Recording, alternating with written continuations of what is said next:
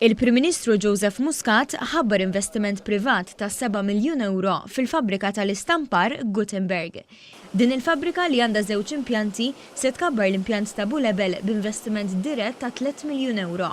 Apparti dan l-investiment infrastrutturali, il-kumpanija Gothenburg se tixtri numru ta' magni ġodda b'nefqa ta' 4 miljuni oħra.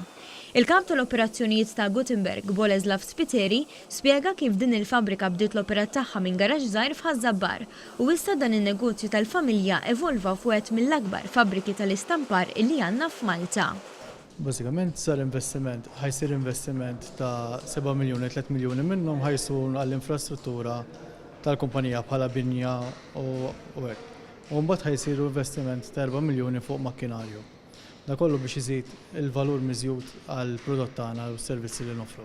U għasostna li tul is-snin il-kumpanija elbet numru ta' sfidi fosthom is-suq internazzjonali u problemi relatati ma' Brexit u nuqqas ta' stabilità fis-suq Ingliż.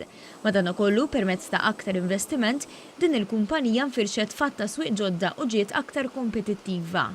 Fl-intervent tiegħu il-Prim Ministru Joseph Muscat laqa dan l-investiment kbir u sostna kif tul dawn l-aħħar 6 snin fil-qasam tal-istampar pajjiżna ħaspin tal-qudiem. Innota li meta taqta' swieq tal-Indja u ċ-Ċina fl-istampar tal-flus pajjiżna qed jistampa nofs il-flus użati madwar id-dinja. Stqar ukoll li dan it-tkabbir iġib miegħu numru ta' sfidi fosthom ta' persuni mħarġa li jaħdmu fis-settur. Ifisser li llum il-ġurnata dan is-settur għandu madwar 5% ta' dan il-qasam bħala esportazzjoni tal-pajjiż toħloq ukoll sfida bħal mija dik ta' nies illi kumpaniji ġodda qegħdin jfittxu il-Maltin u biex kumpanija bħal din tkompli tespandi, tkompli tassigura il-jobs tal-Maltin preżenti, jrid ikollha bżonn il-barranin biex jimlew postijiet tax-xogħol ġodda. U qal li s-settur tal-printing qed iħaddem mal 1600 persuna.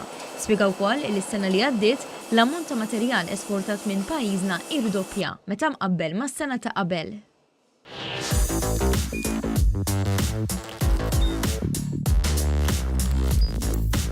Idħol fuq one.com.mt u hemmhekk tista' tara l-programmi kollha li jxandru fuq One permezz ta' One Play.